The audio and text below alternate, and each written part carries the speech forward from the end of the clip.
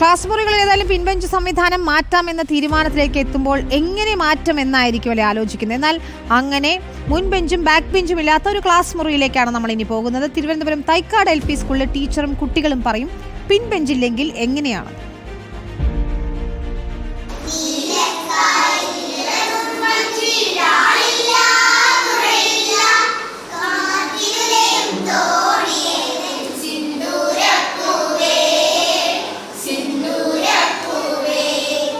നമ്മുടെ ക്ലാസ് മുറികളിൽ നിന്ന് പിൻബെഞ്ചുകാർ എന്ന സങ്കല്പം ഒഴിവാക്കാനുള്ള ശ്രമത്തിലാണ് വിദ്യാഭ്യാസ വകുപ്പ്.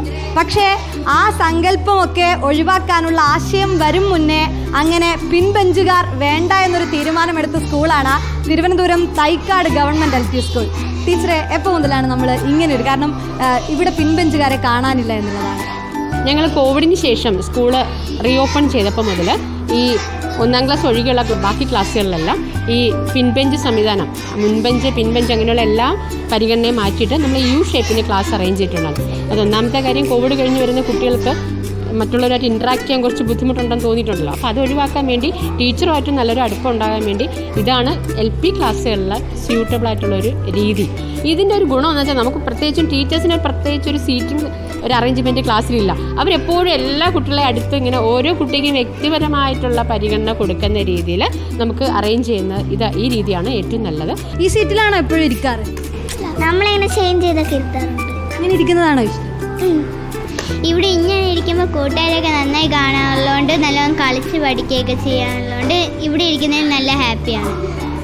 നല്ല രസമാണ് ഇവിടെ ഇരിക്കുന്നത്. അങ്ങോട്ടും ഇങ്ങോട്ട് സംസാരിച്ചിരിക്കാം, അങ്ങനെ പല രീതിക്ക് ഇരുന്ന് കളിക്കാം. പരസ്പരം കണ്ട് സംസാരിക്കുക എന്നുള്ളതാണ്. ഇത് നമുക്ക് തന്നെ കാണാൻ പറ്റും. ഇപ്പോൾ ഞാനിവിടെ നിൽക്കുമ്പോൾ തന്നെ ഇതാ നമ്മളെല്ലാവരും ഇങ്ങനെ ഒരുപോലെ ഒരുമിച്ച് എല്ലാവരും വട്ടത്തിലിരുന്ന് സംസാരിക്കുന്ന ഒരു ഫീലാണ് നമുക്കും തോന്നുന്നത്. ഇങ്ങനെ ഇരിക്കാനാണ് ഇഷ്ടം? ഇങ്ങനെ ഇരിക്കാനാണ് സീറ്റ് പെർമനൻ്റ് അല്ലാത്തതുകൊണ്ട് നമുക്ക് എപ്പോൾ വേണമെങ്കിൽ സബ്ജക്റ്റ് മാറുമ്പോഴത്തേക്കും നമുക്ക് ഇഷ്ടമുള്ള പോലെ. രാവിലെ നമ്മളിങ്ങനെ അല്ല ഇരുന്നത്, ഇപ്പോൾ ഡിഫറെൻ്റ് ആയിട്ട് നമുക്ക് സീറ്റായിട്ട് മാറിയാം. പിന്നെ എന്തോന്ന്, രണ്ടാമത്തെ കാര്യം, നമ്മളിവിടെ കൂടുതലൊക്കെ വർക്ക് ചെയ്യാനൊക്കെ ടീമായിട്ടൊക്കെ എടുക്കുമ്പോഴത്തേക്ക് ഇങ്ങനത്തെ ബെഞ്ചാണ് സൗകര്യമുള്ളത്. ബോർഡൊക്കെ കാണാൻ പറ്റും എളുപ്പം. അപ്പോൾ ആ ബെഞ്ചുകാർക്ക് ഇങ്ങനെ തല ഇങ്ങനെ വെച്ചാണ് കാണാൻ പറ്റുന്നത്.